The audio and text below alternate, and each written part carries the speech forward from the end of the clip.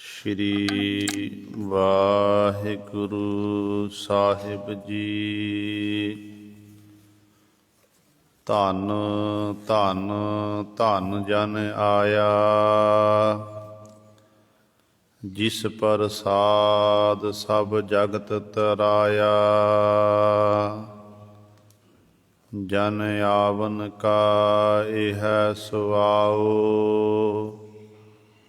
जन कै संग चित आवै नाओ। आप मुकत मुकत करै संसार, नानक तिस जन को सदा नमस्कार। आप मुकत मुकत करै संसार, नानक तिस जन को सदा नमस्कार। बाणी गुरु गुरु है बाणी, बिच बाणी अमृत सारे। गुर बाणी कहै सेवक जन मानै, परतख गुरु निस्तारे। सो कहो टल गुर सेवियै, अहनिस सहज सुभाए। दर्शन परसै गुरु कै, जन्म मरण दुख जाए। होवै सिफत खसामदी, नूर अरसो कुरसो झटिया। तुध डिठे सचे पातशाह, मल जन्म जन्म दी कटिया। सज्जन सचा पातशाह, सिर साहांदै साहो। जिस पास बैठिया सोहीऐ, सबना दा बेसाहो। सतनाम। श्री वाहिगुरु साहिब जी। मारू महला तीजा। सच्चै सच्चा तख्त रचाया, निज घर वसिया तिथै मोह न माया।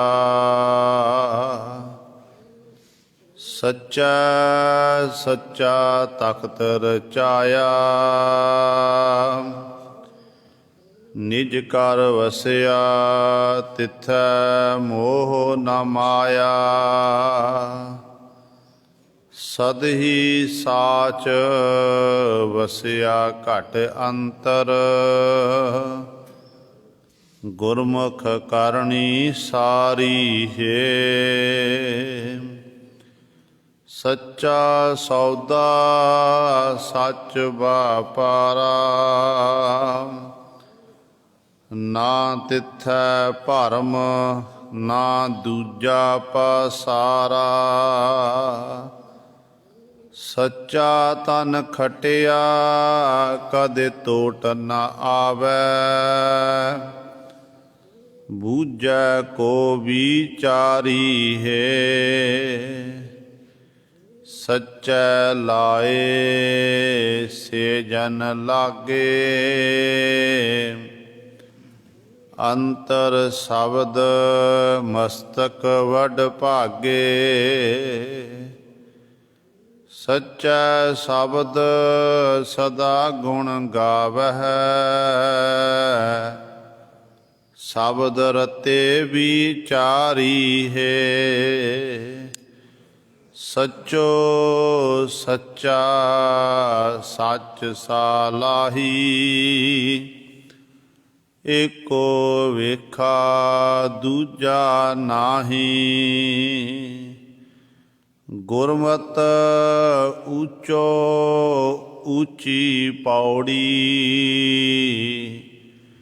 ਗਿਆਨ ਰਤਨ ਹਉਮੈ ਮਾਰੀ ਹੈ। ਸੱਚੋ ਸੱਚਾ ਸੱਚ ਸਾਲਾਹੀ, ਏਕੋ ਵੇਖਾਂ ਦੂਜਾ ਨਾਹੀ। ਗੁਰਮਤਿ ਉੱਚੋ ਉੱਚੀ ਪੌੜੀ, ਗਿਆਨ ਰਤਨ ਹਉਮੈ ਮਾਰੀ ਹੈ। ਵਾਹਿਗੁਰੂ ਜੀ ਕਾ ਖਾਲਸਾ, ਵਾਹਿਗੁਰੂ ਜੀ ਕੀ ਫਤਿਹ। ਪਰਮ ਸਨਮਾਨਯੋਗ, ਜੁਗੋ ਜੁਗ ਅਟਲ, ਚਵਰ ਛਤਰ ਤਖ਼ਤ ਦੇ ਮਾਲਕ, ਬਾਣੀ ਕੇ ਬੋਹਿਤ, ਜਾਹਰਾ ਜਹੂਰ ਹਾਜ਼ਰਾ ਹਜੂਰ, ਸਰਬ ਕਲਾ ਸਮਰੱਥ, ਧੰਨ ਧੰਨ ਸਾਹਿਬ ਸ੍ਰੀ ਗੁਰੂ ਗ੍ਰੰਥ ਸਾਹਿਬ, ਸੱਚੇ ਸਤਿਗੁਰੂ ਜੀ ਦੀ ਪਾਵਨ ਪਵਿੱਤਰ ਨਿੱਘੀ ਗੋਦ ਅੰਦਰ ਜੁੜ ਬੈਠੇ ਗੁਰੂ ਰੂਪ ਗੁਰੂ ਸਵਾਰੇ ਸਤ ਸੰਗੀ ਜਨੋ, ਆਪ ਜੀ ਵਡਭਾਗੇ ਹੋ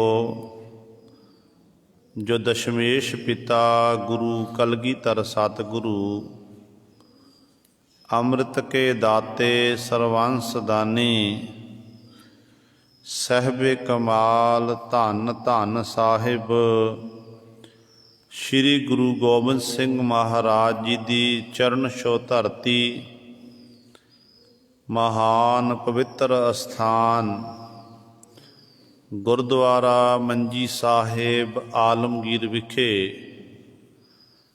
ਅੰਮ੍ਰਿਤ ਵੇਲੇ ਤੋਂ ਹਾਜ਼ਰੀਆਂ ਭਰ ਕੇ ਸਤ ਸੰਗਤ ਕਰਕੇ ਸਤਿਗੁਰੂ ਮਹਾਰਾਜ ਜੀ ਦੀਆਂ ਖੁਸ਼ੀਆਂ ਪ੍ਰਾਪਤ ਕਰ ਰਹੇ ਹੋ।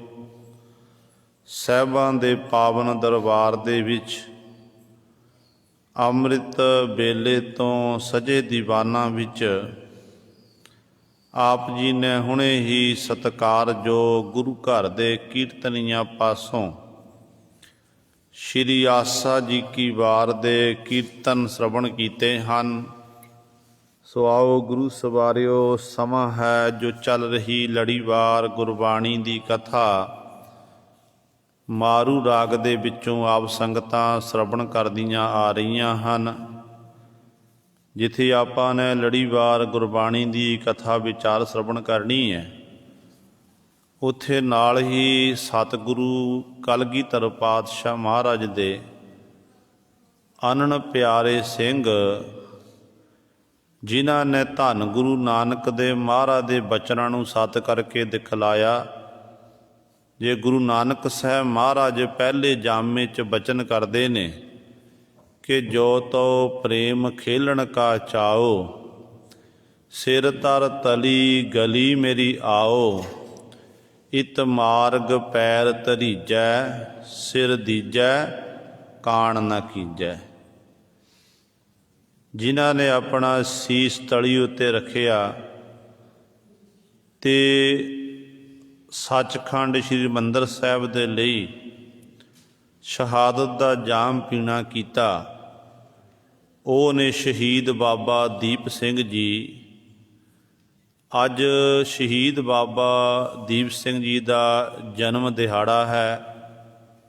ਸੋ ਸਾਰੀਆਂ ਸੰਗਤਾਂ ਨੂੰ ਬਾਬਾ ਜੀ ਦੇ ਜਨਮ ਦਿਹਾੜੇ ਦੀ ਲੱਖ ਲੱਖ ਮੁਬਾਰਕ। ਸੰਗਤਾਂ ਨੇ ਕੱਲ੍ਹ ਵੀ ਮਨਾਉਣਾ ਕੀਤਾ ਹੈ, ਪਰ ਨਾਨਕਸ਼ਾਹੀ ਕੈਲੰਡਰ ਮੁਤਾਬਕ 14 ਮਾਘ ਵਾਲੇ ਦਿਨ ਬਾਬਾ ਜੀ ਦਾ ਸੰਸਾਰ ਵਿੱਚ ਆਗਮਨ ਹੋਇਆ। 14 ਮਾਘ ਅੱਜ ਹੈ। ਸੋ ਸ਼ਹੀਦ ਬਾਬਾ ਦੀਪ ਸਿੰਘ ਜੀ, ਜਿਨ੍ਹਾਂ ਦੇ ਜੀਵਨ ਤੋਂ ਆਪ ਜੀ ਭਲੀ ਭਾਤ ਜਾਣੂ ਕਿ ਬਾਬਾ ਦੀਪ ਸਿੰਘ ਜੀ ਉਹ ਮਹਾਨ ਸ਼ਖਸੀਅਤ ਸਨ, ਜਿਨ੍ਹਾਂ ਉੱਤੇ ਗੁਰੂ ਕਲਗੀਧਰ ਪਾਤਸ਼ਾਹ ਮਹਾਰਾਜ ਦੀ ਬਹੁਤ ਵੱਡੀ ਬਖਸ਼ਿਸ਼ ਹੋਈ ਸੀ। ਬੜੀਆਂ ਸਤਿਗੁਣ ਰਹਿਮਤਾਂ ਕੀਤੀਆਂ ਨੇ। ਸਨ 1682 ਦੇ ਵਿੱਚ ਨਗਰ ਹੈ ਪੋਹਬਿੰਡ। ਮਾਤਾ ਸਤਿਕਾਰਯੋਗ ਮਾਤਾ ਜਿਉਣੀ ਜੀ, ਬਾਬਾ ਭਗਤਾ ਜੀ, ਸਤਿਗੁਰੂ ਬਾਬਾ ਜੀ ਦੇ ਸਤਿਕਾਰਯੋਗ ਪਿਤਾ ਜੀ, ਇਹਨਾਂ ਦੇ ਗ੍ਰਹਿ ਵਿਖੇ ਬਾਬਾ ਜੀ ਦਾ ਸੰਸਾਰ ਵਿੱਚ ਆਗਮਨ ਹੋਇਆ। ਹੁਣ ਬਾਬਾ ਭਗਤਾ ਜੀ ਤੇ ਮਾਤਾ ਜਿਉਣੀ ਜੀ, ਸਿੱਖੀ ਪਹਿਲਾਂ ਤੋਂ ਘਰ ਦੇ ਵਿੱਚ ਹੈ। ਗੁਰੂ ਨਾਨਕ ਦੇ ਘਰ ਦੇ ਸ਼ਰਧਾਲੂ ਹਨ। ਕਈ ਵਾਰੀ ਪਹਿਲਾਂ ਗੁਰੂ ਤੇਗ ਬਹਾਦਰ ਪਾਤਸ਼ਾਹ ਦੀ ਹਜ਼ੂਰੀ ਵਿੱਚ ਹੀ ਮਾਤਾ ਪਿਤਾ ਪਹੁੰਚੇ ਨੇ, ਟਹਿਲ ਸੇਵਾ ਕਰਦੇ ਹਨ। ਅੱਜ ਗੁਰੂ ਕਲਗੀਧਰ ਪਾਤਸ਼ਾਹ ਮਹਾਰਾਜ ਗੁਰਗੱਦੀ ਉੱਤੇ ਬਿਰਾਜਮਾਨ ਨੇ ਤੇ ਕਲਗੀਆਂ ਵਾਲੇ ਪਾਤਸ਼ਾਹ ਦੀ ਹਜ਼ੂਰੀ ਵਿੱਚ ਹੀ ਮਾਤਾ ਪਿਤਾ ਕਈ ਵਾਰੀ ਆਏ ਨੇ। ਹੁਣ ਸਿੱਖੀ ਜਿਹੜੀ ਘਰ ਦੇ ਵਿੱਚ ਪਹਿਲਾਂ ਤੋਂ ਸਿੱਖੀ ਗੁਰਬਾਣੀ ਦੀ ਗੁੜਤੀ ਆਪਣੇ ਬੱਚੇ ਬਾਬਾ ਦੀਪ ਸਿੰਘ ਨੂੰ ਦੇਣਾ ਕੀਤੀ। ਬੜੇ ਚਾਵਾਂ ਨਾਲ ਪਾਲਿਆ, ਨਾਮ ਰੱਖਿਆ ਦੀਪਾ। ਪਹਿਲਾ ਨਾਮ ਸੀ ਦੀਪਾ।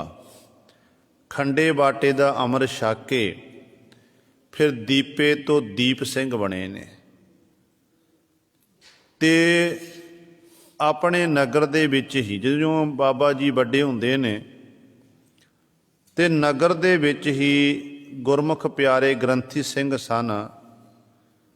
ਉਹਨਾਂ ਪਾਸੋਂ ਗੁਰਬਾਣੀ ਦੀ ਸੰਥਿਆ ਲੈਣੀ, ਗੁਰਮੁਖੀ ਸਿੱਖਣੀ, ਸ਼ਸਤਰ ਵਿਦਿਆ ਦਾ ਅਭਿਆਸ ਕਰਨਾ, ਘੋੜ ਸਵਾਰੀ, ਇਹ ਸਾਰੇ ਗੁਰੂ ਸਾਹਿਬ ਕਰਤੱਵ ਬਾਬਾ ਜੀ ਨੇ ਬਚਪਨ ਵਿੱਚ ਸਿੱਖਣਾ ਕੀਤੇ ਸਨ। ਇਤਿਹਾਸਕਾਰ ਲਿਖਦੇ ਨੇ ਜੋ 13 ਸਾਲ ਦੇ ਬਾਬਾ ਦੀਪ ਸਿੰਘ ਜੀ ਹੋਏ ਨੇ, ਉਦੋਂ ਬਾਬਾ ਦੀਪ ਸਿੰਘ ਜੀ ਨੂੰ ਮਾਤਾ ਪਿਤਾ ਜੀ ਗੁਰੂ ਕਲਗੀਧਰ ਪਾਤਸ਼ਾਹ ਮਹਾਰਾਜ ਦੀ ਹਜ਼ੂਰੀ ਦੇ ਵਿੱਚ ਆਨੰਦਪੁਰ ਸਾਹਿਬ ਦੀ ਧਰਤੀ 'ਤੇ ਲੈ ਕੇ ਆਏ। ਕਲਗੀਆਂ ਵਾਲੇ ਪਾਤਸ਼ਾਹ ਮਹਾਰਾਜ ਦੇ ਦੀਵਾਨ ਸਜੇ ਹੋਏ ਨੇ ਤੇ ਸਤਿਗੁਰੂ ਮਹਾਰਾਜ ਦੇ ਚਰਨਾਂ 'ਚ ਆ ਕੇ ਸੀਸ ਰੱਖਿਆ ਤੇ ਕਲਗੀਧਰ ਪਾਤਸ਼ਾਹ ਮਹਾਰਾਜ ਨੇ ਬੜੀ ਮਿਹਰ ਭਰੀ ਨਿਗਾਹ ਨਾਲ ਤੱਕਣਾ ਕੀਤਾ। ਪੁੱਛਿਆ ਸਤਿਗੁਰੂ ਜੀ ਨੇ, ਕਹਿੰਦੇ ਬੇਟਾ ਤੇਰਾ ਨਾਮ ਕੀ ਹੈ? ਤੇ ਕਲਗੀਧਰ ਪਾਤਸ਼ਾਹ ਮਹਾਰਾਜ ਨੂੰ ਉੱਤਰ ਦੇਣਾ ਕੀਤਾ ਕਿ ਪਾਤਸ਼ਾਹ ਮੇਰਾ ਨਾਮ ਹੈ ਦੀਪਾ। ਸਤਿਗੁਰ ਦੇ ਦਰਸ਼ਨ ਦੀਦਾਰੇ ਕਰਕੇ ਬਾਬਾ ਦੀਪ ਸਿੰਘ ਜੀ ਗਦ ਹੋਏ ਨੇ। ਪਹਿਲੀ ਵਾਰੀ ਗੁਰੂ ਪਾਤਸ਼ਾਹ ਦੇ ਦਰਸ਼ਨ ਦੀਦਾਰੇ ਕੀਤੇ ਨੇ। ਜਿਵੇਂ ਗੁਰਬਾਣੀ ਦਾ ਫਰਮਾਨ ਹੈ, ਨੇ ਸੀ ਸਤਿਗੁਰਾਂ ਦੀ ਸਿਫਤ ਸਲਾਹ, ਸਤਿਗੁਰਾਂ ਦੀ ਵਡਿਆਈ ਆਪਣੇ ਨਗਰ ਦੇ ਵਿੱਚ ਬਜ਼ੁਰਗਾਂ ਪਾਸੋਂ, ਆਪਣੇ ਮਾਤਾ ਪਿਤਾ ਪਾਸੋਂ ਸੁਣਨਾ ਕੀਤੀ ਸੀ ਕਿ ਗੁਰੂ ਪਾਤਸ਼ਾਹ ਇਸ ਤਰ੍ਹਾਂ ਬਖਸ਼ਾਂ ਕਰਦੇ ਨੇ, ਗੁਰੂ ਪਾਤਸ਼ਾਹ ਝੋਲੀਆਂ ਭਰਦੇ ਹਨ। ਜਿਹੜਾ ਵੀ ਗੁਰੂ ਨਾਨਕ ਦੇ ਘਰ ਵਿੱਚ ਚੱਲ ਕੇ ਆਉਂਦਾ ਏ, ਮੋਹ ਮੰਗੀਆਂ ਮੁਰਾਦਾਂ ਪ੍ਰਾਪਤ ਕਰ ਲੈਂਦੇ ਹਨ। ਤੇ ਸਤਿਗੁਰ ਦੇ ਜੀਵਨ ਬਾਰੇ ਸੁਣਿਆ ਸੀ ਤੇ ਅੱਜ ਦੀਦਾਰ ਕੀਤੇ ਨੇ। ਮਨ 'ਚ ਇਹ ਤੀਬਰ ਇੱਛਾ ਸੀ ਕਿ ਕਦੋਂ ਮੇਰੇ ਮਾਤਾ ਪਿਤਾ ਮੈਨੂੰ ਗੁਰੂ ਕਲਗੀਆਂ ਵਾਲੇ ਪਾਤਸ਼ਾਹ ਮਹਾਰਾਜ ਦੇ ਕੋਲ ਲੈ ਕੇ ਜਾਣ। ਜਦੋਂ ਹੁਣ ਸਤਿਗੁਰ ਦੇ ਦਰਸ਼ਨ ਦੀਦਾਰੇ ਕੀਤੇ ਨੇ, ਜਿਵੇਂ ਗੁਰਬਾਣੀ ਦਾ ਫਰਮਾਨ ਹੈ ਕਿ ਅੰਦਰ ਸੱਚਾ ਨੇਹੋ ਲਾਇਆ ਪ੍ਰੀਤਮ ਆਪਣੈ, ਤਨ ਮਨ ਹੋਏ ਨਿਹਾਲ, ਜਾ ਗੁਰ ਦੇਖਾ ਸਾਹਮਣੇ।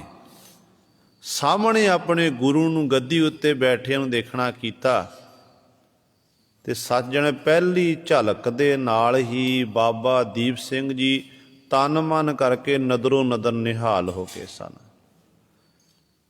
ਉਧਰ ਸਿੱਖ ਦੇ ਮਨ ਵਿੱਚ ਪ੍ਰੇਮ, ਉਧਰ ਜਿਹੜਾ ਗੁਰੂ ਗੱਦੀ ਉੱਤੇ ਬੈਠਾ ਹੋਇਆ ਉਹ ਗੁਰੂ ਆਪਣੇ ਸਿੱਖ ਨਾਲ ਪ੍ਰੇਮ ਕਰਦਾ ਹੈ। ਤੇ ਮਾਨੋ ਜਿਵੇਂ ਕਹਿੰਦੇ ਨੇ ਜਦੋਂ ਹਿਰਦੇ ਦੇ ਅੰਦਰ ਬਰਾਗ ਪੈਦਾ ਹੁੰਦਾ ਨਾ, ਕਈ ਵਾਰੀ ਖੁਸ਼ੀ ਦੇ ਵਿੱਚ ਨੇਤਰਾਂ ਵਿੱਚ ਹੰਝੂ ਡਿੱਗਣ ਲੱਗ ਪੈਂਦੇ ਨੇ।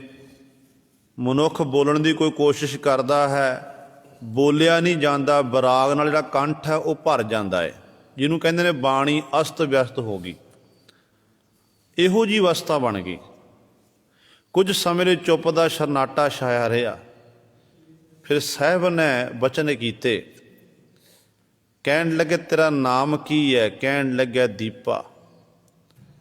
ਮਨ ਦੇ ਮਨੋਰਥ ਦੱਸੇ ਕਿ ਸਤਿਗੁਰ ਦੇ ਚਰਨਾਂ 'ਚ ਸਵਾਲ ਕੀਤਾ ਕਿ ਪਾਤਸ਼ਾਹ, ਤਨ ਦੀ ਮੈਲ ਤਾਂ ਅਸੀਂ ਇਸ਼ਨਾਨ ਕਰਕੇ ਧੋ ਲੈਂਦੇ ਹਾਂ, ਤਨ ਨੂੰ ਮੈਲ ਲੱਗੀ ਹੋਈ ਹੈ, ਪਾਣੀ ਦਾ ਇਸਤੇਮਾਲ ਕੀਤਾ, ਸਾਬਣ ਦਾ ਇਸਤੇਮਾਲ ਕੀਤਾ, ਇਸ਼ਨਾਨ ਕਰ ਲਿਆ ਤੇ ਸਾਡਾ ਜਿਹੜਾ ਤਨ ਸ਼ੁੱਧ ਹੋ ਗਿਆ। ਸਤਿਗੁਰੂ ਬਾਹਰਲਾ ਇਸ਼ਨਾਨ ਤਾਂ ਹੋ ਜਾਂਦਾ ਏ, ਪਰ ਅੰਦਰਲਾ ਇਸ਼ਨਾਨ ਕਿਵੇਂ ਕਰਾਈਏ, ਅੰਦਰਲੀ ਮੈਲ ਨੂੰ ਕਿਵੇਂ ਧੋਣਾ ਕਰੀਏ? ਤੇ ਇਹ ਸਵਾਲ ਕੀਤਾ ਸੀ। ਤੇ ਅੱਗੋਂ ਗੁਰੂ ਕਲਗੀਧਰ ਪਾਤਸ਼ਾਹ ਮਹਾਰਾਜ ਕਹਿਣ ਲੱਗੇ ਇਹ ਨਾਮ ਜਲ ਨਾਲ ਧੋਤਾ ਜਾਵੇਗਾ।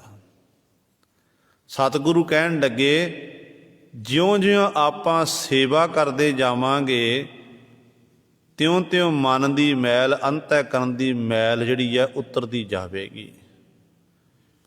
ਕਲਗੀਆਂ ਵਾਲੇ ਪਾਤਸ਼ਾਹ ਨੇ ਬਚਨ ਕਰ ਦਿੱਤੇ। ਕਹਿਣ ਲੱਗੇ ਕਿ ਬਰਤਨ ਸੋਧਿਆ ਕਰ, ਜਿੰਨੇ ਆਪਾਂ ਬਰਤਨ ਸੋਧਾਂਗੇ ਉਹਨਾਂ ਤੇਰਾ ਜਿਹੜਾ ਹੈ ਅੰਤःਕਰਨ ਜਿਹੜਾ ਹੈ ਇਹ ਸ਼ੁੱਧ ਹੁੰਦਾ ਜਾਵੇਗਾ। ਸਤਿਗੁਰੂ ਹੱਥਾਂ ਨਾਲ ਸੇਵਾ ਕਰਨੀ ਹੈ, ਮੁੱਖ ਦੇ ਰਾਹੀਂ ਉਸ ਕਰਤਾਰ ਨੂੰ ਚੇਤੇ ਕਰਨਾ, ਵਾਹਿਗੁਰੂ ਨੂੰ ਚੇਤੇ ਕਰਨਾ ਹੈ। ਬਸ ਇੰਨੇ ਬਚਨ ਕਰਨ ਦੀ ਦੇਰੀ ਸੀ। ਕਹਿੰਦੇ ਬਾਬਾ ਦੀਪ ਸਿੰਘ ਜੀ ਬਰਤਨਾਂ ਦੀ ਸੇਵਾ ਕਰਨ ਲੱਗ ਪਏ ਅਨੰਦਪੁਰ ਸਾਹਿਬ ਦੀ ਧਰਤੀ 'ਤੇ। ਬਰਤਨ ਸੋਧਦੇ ਬੜੇ ਪ੍ਰੇਮ ਦੇ ਨਾਲ, ਬਾਣੀ ਪੜ੍ਹਦੇ ਨੇ, ਮੁੱਖੋਂ ਵਾਹਿਗੁਰੂ ਵਾਹਿਗੁਰੂ ਆਖਦੇ ਨੇ, ਇੰਨੇ ਪ੍ਰੇਮ ਨਾਲ। ਕਿਉਂਕਿ ਪੁਰਾਣੇ ਸਮਿਆਂ ਵਿੱਚ ਜਿਹੜੇ ਬਰਤਨ ਹੁੰਦੇ ਸੀ ਇਹ ਸਰਬਲੋਹ ਦੇ ਹੁੰਦੇ ਸਨ। ਸਰਬਲੋਹ ਦੇ ਬਰਤਨਾਂ ਨੂੰ ਆਮ ਤੌਰ 'ਤੇ ਪਾਣੀ ਨਹੀਂ ਲਾਇਆ ਜਾਂਦਾ ਹੈ, ਰੇਤੇ ਨਾਲ ਸੁੱਕ ਮੰਜ ਕੀਤੇ ਜਾਂਦੇ ਨੇ।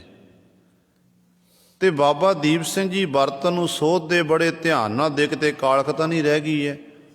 ਇਤਿਹਾਸਕਾਰਾਂ ਮਤਾ ਕਹਿੰਦੇ ਇੱਥੋਂ ਤੱਕ ਇੰਨੇ ਪ੍ਰੇਮ ਨਾਲ ਬਰਤਨ ਨੂੰ ਸੋਧਦੇ ਸਨ ਕਿ ਜਦੋਂ ਤੱਕ ਵਿੱਚੋਂ ਮੁਖੜਾ ਦਿਖਾਈ ਨਹੀਂ ਦਿੰਦਾ ਤੇ ਇਸ ਤਰ੍ਹਾਂ ਬਾਰ-ਬਾਰ ਦੇਖਦੇ ਸੀ। ਸਮਾਂ ਲੰਘਦਾ ਗਿਆ। ਇੱਕ ਦਿਨ ਗੁਰਦੇਵ ਪਿਤਾ ਗੁਰੂ ਕਲਗੀਧਰ ਪਾਤਸ਼ਾਹ ਮਹਾਰਾਜ ਵਿਚਰਦੇ ਹੋਏ ਅੱਜ ਲੰਗਰ ਘਰ ਦੇ ਵਿੱਚ ਪਹੁੰਚੇ, ਜਿੱਥੇ ਸੰਗਤਾਂ ਲਈ ਲੰਗਰ ਬਣਦਾ ਏ, ਜਿੱਥੇ ਬਰਤਨ ਸੋਧੇ ਜਾਂਦੇ ਨੇ। ਕੀ ਦੇਖਦੇ ਨੇ ਗੁਰੂ ਕਲਗੀਧਰ ਪਾਤਸ਼ਾਹ ਕਿ ਭਾਈ ਦੀਪਾ ਜੀ, ਬਾਬਾ ਦੀਪ ਸਿੰਘ ਰੇਤੇ ਦੇ ਢੇਰ ਉੱਤੇ ਬੈਠੇ ਨੇ ਤੇ ਬਰਤਨ ਸੋਧ ਰਹੇ ਹਨ। ਬੜੇ ਧਿਆਨ ਨਾਲ ਦੇਖਦੇ, ਫਿਰ ਦੁਬਾਰਾ ਸੁੱਧਣ ਲੱਗ ਪੈਂਦੇ ਨੇ। ਤੇ ਕਲਗੀਆਂ ਵਾਲੇ ਪਾਤਸ਼ਾਹ ਮਹਾਰਾਜ ਨੇ ਕਹਿੰਦੇ ਪਿੱਛੇ ਗਏ ਨੇ, ਪਿੱਛੇ ਜਾ ਕੇ ਬਾਬਾ ਦੀਪ ਸਿੰਘ ਦੇ ਮੋਢੇ ਉੱਤੇ ਆਪਣਾ ਕਰ ਕਮਰ ਰੱਖ ਦਿੱਤਾ, ਹੱਥ ਰੱਖਿਆ। ਜਦੋਂ ਹੁਣ ਪਿਛਾਂਹ ਨੂੰ ਮੁੜ ਕੇ ਦੇਖਿਆ ਬਾਬਾ ਦੀਪ ਸਿੰਘ ਜੀ ਨੇ ਕਿ ਗੁਰਦੇਵ ਗੁਰੂ ਗੋਬਿੰਦ ਸਿੰਘ ਮਹਾਰਾਜ, ਕਲਗੀਧਰ ਪਾਤਸ਼ਾਹ ਮਹਾਰਾਜ ਕਹਿੰਦੇ ਉਸੇ ਸਮੇਂ ਉੱਠੇ ਨੇ, ਗੁਰਦੇਵ ਜੀ ਦੇ ਚਰਨਾਂ 'ਚ ਮੱਥਾ ਟੇਕਣ ਲੱਗੇ ਤੇ ਸਤਿਗੁਰਾਂ ਦੇ ਚਿੱਟੇ ਜਾਮੇ ਉੱਤੇ ਨਿਗਾਹ ਪੈ ਗਈ। ਮੱਥਾ ਟੇਕਣੋਂ ਰੁਕ ਗਏ ਕਿ ਮਨਾ ਜੇ ਮੈਂ ਸਤਿਗੁਰ ਦੇ ਚਰਨਾਂ 'ਚ ਮੱਥਾ ਟੇਕਿਆ, ਸਤਿਗੁਰੂ ਮਹਾਰਾਜ ਦੇ ਜਿਹੜੇ ਵਸਤਰ ਨੇ ਚਿੱਟੇ ਰੰਗ ਦੇ ਵਸਤਰ ਨੇ, ਜਾਮਾ ਜਿਹੜਾ ਸਤਿਗੁਰ ਦਾ ਬਿਲਕੁਲ ਸ਼ੁੱਧ ਹੈ, ਮੇਰੇ ਵਸਤਰ ਲਿਬੜੇ ਹੋਏ ਨੇ, ਮੇਰੇ ਹੱਥ ਕਾਲੇ ਨੇ ਤੇ ਕਾਲਖ ਲੱਗ ਜਾਵੇਗੀ। ਕਹਿੰਦੇ ਆਪਣੇ ਹੱਥ ਪਿਛਾਂਹ ਨੂੰ ਕਰਕੇ ਨਾ ਝੁਕ ਕੇ ਦਸ਼ਮੇਸ਼ ਪਿਤਾ ਦੇ ਚਰਨਾਂ 'ਚ ਸੀਸ ਝੁਕਾਉਣ ਲੱਗੇ ਤੇ ਕਲਗੀਆਂ ਵਾਲੇ ਪਾਤਸ਼ਾਹ ਨੇ ਮੋਢਿਆਂ ਤੋਂ ਪਕੜ ਕੇ ਗਲ ਬੱਕੜੀ ਵਿੱਚ ਲੈ ਲਿਆ। ਗਲ ਬੱਕੜੀ ਵਿੱਚ ਲਿਆ ਤੇ ਕਲਗੀਧਰ ਪਾਤਸ਼ਾਹ ਮਹਾਰਾਜ ਨੇ ਬਖਸ਼ਿਸ਼ ਕੀਤੀ। ਕਹਿਣ ਲੱਗਿਆ ਦੀਪ ਸਿਆਂ, ਸਤਿਗੁਰ ਨੇ ਬਚਨ ਕੀਤੇ, ਦੀਪ ਸਿਆਂ ਬੜੇ ਪ੍ਰੇਮ ਨਾਲ ਤੂੰ ਬਰਤਨ ਸੋਧ ਰਿਹਾ ਹੈ, ਜਿਉਂ-ਜਿਉਂ ਤੂੰ ਬਰਤਨ ਸੋਧਦਾ ਜਾਵੇਗਾ ਤੇਰਾ ਅੰਤःਕਰਨ ਸ਼ੁੱਧ ਹੁੰਦਾ ਜਾਵੇਗਾ। ਤੇ ਪਾਤਸ਼ਾਹ ਕਹਿਣ ਲੱਗੇ ਨਾਲ ਜਪਜੀ ਸਾਹਿਬ ਦੇ ਪਾਠ ਕਰਿਆ ਕਰ, ਜਪਜੀ ਸਾਹਿਬ ਦੇ ਪਾਠ ਕਰਿਆ ਕਰ। ਕਹਿੰਦੇ ਨੇ ਫਿਰ ਬਾਬਾ ਦੀਪ ਸਿੰਘ ਨੇ ਜਪਜੀ ਸਾਹਿਬ ਦੇ ਪਾਠ ਪ੍ਰੰਗ ਇਤਿਹਾਸਕਾਰਾਂ ਮੁਤਾਬਕ ਕਿ ਪਹਿਲੇ ਦਿਨ 5 ਜਪਜੀ ਸਾਹਿਬ ਦੇ ਪਾਠ ਕੀਤੇ ਸੀ। ਪਹਿਲੇ ਦਿਨ ਬਾਣੀ ਕੰਠ ਹੁੰਦੀ ਸੀ, ਪਹਿਲੇ ਦਿਨ 5 ਜਪਜੀ ਸਾਹਿਬ ਦੇ ਪਾਠ ਕੀਤੇ। ਫਿਰ ਇਸ ਤਰ੍ਹਾਂ ਨਿਤਾਪਤੀ ਫਿਰ ਵਧਾਉਂਦੇ ਗਏ। ਇੱਥੋਂ ਤੱਕ ਇਤਿਹਾਸ ਕਰ ਲੈਂਦੇ 101 ਪਾਠ ਸ਼੍ਰੀ ਜਪਜੀ ਸਾਹਿਬ ਦੇ ਨਿਤਾਪਤੀ ਦਾ ਨਿਤਨੇਮ ਬਣ ਗਿਆ ਸੀ ਬਾਬਾ ਜੀ ਦਾ। 101 ਪਾਠ ਜਪਜੀ ਸਾਹਿਬ ਦੇ। ਦੱਸਣਾ ਸੌਖਾ ਹੈ, ਕਹਿਣਾ ਸੌਖਾ ਹੈ, ਪਰ ਕਰਨਾ ਬੜਾ ਔਖਾ ਹੈ ਗੁਰੂ ਸਵਾਰਿਓ। ਇੱਕ ਪਾਠ ਆਪਾਂ ਜਪਜੀ ਸਾਹਿਬ ਦਾ ਕਰੀਏ ਨਾ, ਘੱਟੋ ਘੱਟ 10 ਮਿੰਟ ਤਾਂ ਲੱਗਦੇ ਨੇ ਨਾ, 10-12 ਮਿੰਟ ਲੱਗਦੇ ਨੇ। ਤੇ ਸੇਵਾ ਵਿੱਚ ਤਤਪਰ ਰਹਿਣਾ ਇਹ ਤਾਂ ਹੋ ਸਕਦਾ ਜਦੋਂ ਆਪਾਂ ਦੁਨਿਆਵੀ ਕਾਰਾਂ ਵਿਹਾਰਾਂ ਵੱਲੋਂ ਬਿਲਕੁਲ ਉਪਰਾਮ ਹੋ ਜਾਈਏ। ਗੁਰੂ ਦੀ ਕਿਰਪਾ ਦੇ ਨਾਲ ਹੀ ਬਾਣੀ ਪੜ੍ਹੀ ਜਾ ਸਕਦੀ ਹੈ। ਕਈ ਇਤਿਹਾਸਕਾਰ ਸ਼ੰਕਾ ਕਰਦੇ ਨੇ, ਕਹਿੰਦੇ ਇਸ ਤਰ੍ਹਾਂ ਨਹੀਂ ਕਿ ਇੰਨੇ ਪਾਠ ਜਪਜੀ ਸਾਹਿਬ ਦੇ ਕਿਵੇਂ ਹੋ ਸਕਦੇ ਨੇ। ਸੁਰਤੀ ਕਰਕੇ ਗੁਰੂ ਸਭ ਕੁਝ ਹੋ ਸਕਦਾ ਜਦੋਂ ਬੰਦੇ ਦਾ ਅਭਿਆਸ ਹੁੰਦਾ। ਦੇਖੋ ਜਦੋਂ ਇੱਕ ਅਖੰਡ ਪਾਠੀ ਸਿੰਘ ਪਾਠ ਕਰਦਾ, ਉਹਦੀ ਸ਼ੁਰੂਆਤ ਹੁੰਦੀ ਹੈ, ਪਹਿਲਾਂ ਉਹ 40-45 ਅੰਕ ਕਰਦਾ। ਪਹਿਲਾਂ 40-45 ਅੰਕ ਹੁੰਦੇ ਨੇ, ਫਿਰ ਹੌਲੀ ਹੌਲੀ ਜਿਉਂ ਜਿਉਂ ਅਭਿਆਸ ਤੇ ਫਿਰ 60 ਤੇ ਪਹੁੰਚ ਜਾਂਦਾ, ਫਿਰ 17 ਤੇ ਪਹੁੰਚ ਜਾਂਦਾ। ਕਈ ਫਿਰ 100 ਅੰਕ ਵੀ ਕਰਦੇ, 2 ਘੰਟੇ 100 ਅੰਕ ਵੀ ਹੋ ਜਾਂਦੇ ਨੇ, ਵੱਧ ਵੀ ਹੋ ਜਾਂਦੇ ਨੇ। ਅਭਿਆਸ ਤੇ ਹੈ। ਕਈਆਂ ਉੱਤੇ ਐਡੀ ਵੱਡੀ ਬਖਸ਼ਿਸ਼ ਹੈ ਕਿ ਸ਼ਰਧਾਲੂ ਕੋਲ ਬੈਠੇ ਹੁੰਦੇ ਨੇ, ਬੋਲ ਕੇ 100 ਅੰਕ ਕਰ ਦਿੰਦੇ ਨੇ ਪਾਠੀ ਸਿੰਘ। ਕਾਰਨ ਕੀ ਹੈ? ਕਿ ਅਭਿਆਸ ਹੋਇਆ ਹੈ। ਜਦੋਂ ਬਾਰ-ਬਾਰ ਜਪਜੀ ਸਾਹਿਬ ਦੇ ਪਾਠ ਕਰੀ ਜਾਣੇ ਤੇ ਗੁਰੂ ਸਾਹਿਬ ਆਪਣੇ ਆਪ ਹੀ ਫਿਰ ਉਹ ਅਭਿਆਸ ਹੁੰਦਾ ਹੈ। ਤੇ ਸਤਿਗੁਰੂ ਕਲਗੀਧਰ ਪਾਤਸ਼ਾਹ ਦੀ ਬਖਸ਼ਿਸ਼ ਸੀ। ਕਹਿੰਦੇ ਨੇ 101 ਪਾਠ ਜਪਜੀ ਸਾਹਿਬ ਦਾ ਨਿੱਤ ਦਾ ਨਿਯਮ ਬਣ ਗਿਆ। ਬਾਕੀ ਜਿਹੜਾ ਨਿਤਨੇਮ ਵੱਖਰਾ ਹੈ, ਇਹ ਸੇਵਾ ਨਿਭਾਉਂਦੇ ਰਹੇ। ਆਨੰਦਪੁਰ ਸਾਹਿਬ ਦੀ ਧਰਤੀ 'ਤੇ ਰਹੇ ਹਨ। ਕੁਝ ਦਿਨ ਬਤੀਤ ਹੋਏ, ਕੁਝ ਕੁ ਮਹੀਨੇ ਬਤੀਤ ਹੋਏ ਨੇ। ਮਾਤਾ ਪਿਤਾ ਵਾਪਸ ਆਏ ਨੇ। ਆ ਕੇ ਬੇਨਤੀ ਕੀਤੀ ਕਲਗੀਆਂ ਵਾਲੇ ਪਾਤਸ਼ਾਹ ਨੂੰ ਕਿ ਅਸੀਂ ਆਪਣੇ ਪੁੱਤਰ ਨੂੰ ਘਰ ਲਿਜਾਣਾ ਚਾਹੁੰਦੇ ਹਾਂ। ਕੁਝ ਸਮੇਂ ਸਤਿਗੁਰੂ ਜੀ ਸਾਨੂੰ ਬੱਚਾ ਵਾਪਸ ਦੇਣਾ ਕਰੋ। ਤੇ ਬਾਬਾ ਦੀਪ ਸਿੰਘ ਦਾ ਜਾਣ ਨੂੰ ਮਨ ਨਹੀਂ ਕਰਦਾ ਏ, ਪਰ ਮਾਤਾ ਪਿਤਾ ਨੇ ਬੇਨਤੀ ਕੀਤੀ ਕਲਗੀਧਰ ਪਾਤਸ਼ਾਹ ਮਹਾਰਾਜ ਦੇ ਚਰਨਾਂ 'ਚ। ਤੇ ਸਤਿਗੁਰੂ ਮਹਾਰਾਜ ਨੇ ਫਿਰ ਉਸ ਸਮੇਂ ਬਾਬਾ ਦੀਪ ਸਿੰਘ ਨੂੰ ਭੇਜਣਾ ਕੀਤਾ ਸੀ, ਕਿਉਂਕਿ ਸਤਿਗੁਰੂ ਜਾਣਦੇ ਨੇ ਕਿ ਆਉਣ ਵਾਲੇ ਸਮੇਂ ਵਿੱਚੋਂ ਇਸ ਦੀਪ ਸਿੰਘ ਪਾਸੋਂ ਅਸੀਂ ਬੜੀਆਂ ਸੇਵਾਵਾਂ ਲੈਣੀਆਂ ਨੇ। ਸਤਿਗੁਰੂ ਇਹ ਜਾਣਦੇ ਨੇ ਕਿ ਅੱਜ ਆਨੰਦਪੁਰ ਸਾਹਿਬ ਦੀ ਧਰਤੀ 'ਤੇ ਜੇ ਰਹੇਗਾ, ਆਨੰਦਪੁਰ ਧਰਤੀ ਇਸ ਧਰਤੀ ਉੱਤੇ ਬੜੇ ਜੰਗ ਯੁੱਧ ਹੋਣੇ ਨੇ ਤੇ ਸਮਾਂ ਆਵੇਗਾ ਇਹ ਤੋਂ ਸੇਵਾਵਾਂ ਅਗਾਂਹ ਲੈਣੀਆਂ ਨੇ। ਅਗਾਂਹ ਜਿਹੜਾ ਹੈ ਸਾਡੇ ਜੋਤੀ ਜੋਤ ਸਮਾਣ ਤੋਂ ਬਾਅਦ ਵੀ ਬੜੇ ਵੱਡੇ ਯੁੱਧ ਹੋਣਗੇ। ਉਹਨਾਂ ਜੰਗਾਂ ਯੁੱਧਾਂ ਵਿੱਚ ਇਹ ਅੱਗੇ ਹੋ ਕੇ ਜੂਝਣਗੇ ਤੇ ਗੁਰੂ ਨਾਨਕ ਪਾਤਸ਼ਾਹ ਮਹਾਰਾਜ ਦੇ ਬਚਨਾਂ ਨੂੰ ਸੱਚ ਕਰਕੇ ਦਿਖਲਾਉਣਗੇ। ਕਿਉਂਕਿ ਅਸਲ ਵਿੱਚ ਪਰਮੇਸ਼ਰ ਦੀਆਂ ਡਿਊਟੀਆਂ ਲਾਈਆਂ ਹੁੰਦੀਆਂ ਨੇ ਹਰ ਇੱਕ ਦੀਆਂ। ਕੋਈ ਵੀ ਆਪਣਾ ਕਾਰ ਵਿਹਾਰ ਕਰਦੇ ਹਾਂ, ਆਪਾਂ ਨਹੀਂ ਕਰ ਰਹੇ ਹਾਂ, ਪਰਮੇਸ਼ਰ ਵਾਹਿਗੁਰੂ ਸਾਡੇ ਪਾਸੋਂ ਕਰਵਾ ਰਿਹਾ ਏ। ਉਹਨਾਂ ਉਦਮ ਬਖਸ਼ਿਆ ਹੋਇਆ ਏ। ਉਹਦੇ ਉਦਮ ਸਦਕਾ ਹੀ ਇਹ ਸਾਰੇ ਕਾਰ ਵਿਹਾਰ ਇਤਿਆਦਿਕ ਹੋ ਰਹੇ ਨੇ। ਹੁਣ ਦੇਖੋ, ਆਪਾਂ ਜੇ ਆਮ ਤੌਰ 'ਤੇ ਦੇਖੀਏ, ਕਈ ਵਾਰੀ ਕਈ ਬੱਚੇ ਐਸੇ ਜਨਮ ਲੈਂਦੇ ਜਿਨ੍ਹਾਂ ਦੇ ਬਚਪਨ ਤੋਂ ਹੀ ਹੱਥ ਨਹੀਂ ਹੁੰਦੇ ਨੇ, ਕਈਆਂ ਦੇ ਪੈਰ ਨਹੀਂ ਹੁੰਦੇ ਹਨ, ਤੇ ਕਈ ਐਸੇ ਨੇ ਜਿਹੜੇ ਹੱਥ ਵੀ ਨਹੀਂ ਤੇ ਪੈਰ ਵੀ ਨਹੀਂ ਹੁੰਦੇ। ਕਰਮ ਨੇ ਨਾ ਆਪਣੇ ਆਪਣੇ, ਜਿਹੋ ਜਿਹਾ ਆਪਾਂ ਕਰਮ ਕਰਦੇ ਉਹਦਾ ਸਾਨੂੰ ਫਲ ਮਿਲਦਾ ਹੈ। ਪਰ ਕਿੰਨੀ ਤਰਸਯੋਗ ਹਾਲਤ ਹੈ। ਪਰ ਰੋਜੀ ਰੋਟੀ ਗੁਰੂ ਸਾਹਿਬ ਉਹਨਾਂ ਨੂੰ ਵੀ ਮਿਲਦੀ ਹੈ ਜਿਹਦੇ ਸਾਡੇ ਹੱਥ ਸਹੀ ਸਲਾਮਤ, ਪੈਰ ਸਹੀ ਸਲਾਮਤ ਨੇ।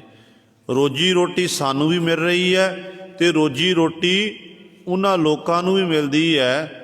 ਤੇ ਪਰਮਾਤਮਾ ਦਾ ਬਿਰਦ ਹੈ ਕਿ ਮੁੰਡ ਕਦੀਮ ਜਿਹੜੇ ਪੈਦਾ ਕੀਤੇ ਨੇ ਨਾ, ਉਹਨਾਂ ਦੇ ਪਰਮਾਤਮਾ ਨੇ ਰੋਜੀ ਰੋਟੀ ਦਾ ਪ੍ਰਬੰਧ ਕੀਤਾ ਹੋਇਆ ਹੈ। ਰੋਜ਼ਾਨਾ ਆਪਾਂ ਪੜ੍ਹਦੇ ਹਾਂ ਸਤਿਗੁਰ ਦੇ ਬਚਨ, ਕਿ ਸਿਰ ਸਿਰ ਰਿਜਕ ਸੰਬਾਹੇ ਠਾਕੁਰ, ਕਾਹੇ ਮਨ ਪੋ ਕਰਿਆ। ਊਡੇ ਊਡ ਆਵੈ ਸੈ ਕੋਸਾ, ਤਿਸ ਪਾਛੈ ਬਚਰੇ ਸ਼ਰਿਆ। ਤਿਨ ਕਵਣ ਖਲਾਵੈ ਕਵਣ ਚੁਗਾਵੈ, ਮਨ ਮਹਿ ਸਿਮਰਨ ਕਰਿਆ। ਸਤਿਗੁਰੂ ਕੂੰਜਾਂ ਦੀ ਉਦਾਹਰਣ ਦੇ ਕੇ ਸਮਝਾਉਂਦੇ ਨੇ। ਕੂੰਜਾਂ ਕਹਿੰਦੇ ਉਡਾਰੀ ਮਾਰ ਕੇ ਆਉਂਦੀਆਂ ਹਜ਼ਾਰਾਂ ਮੀਲ ਦੀ ਦੂਰੀ 'ਤੇ, ਪਿੱਛੇ ਆਪਣੇ ਬੱਚਿਆਂ ਨੂੰ ਛੱਡ ਆਉਂਦੀਆਂ ਨੇ, ਅਤੇ ਉਹਨਾਂ ਨੂੰ ਕੌਣ ਚੋਗਾ ਚਗਾਉਂਦਾ, ਕੌਣ ਖਿਲਾਉਂਦਾ ਹੈ।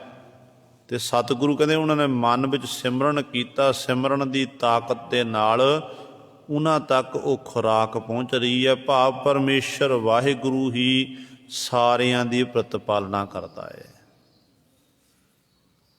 ਪਰਮਾਤਮਾ ਹੀ ਸਾਰਿਆਂ ਦੀ ਪ੍ਰਤਿਪਾਲਨਾ ਕਰਨ ਵਾਲਾ ਹੈ।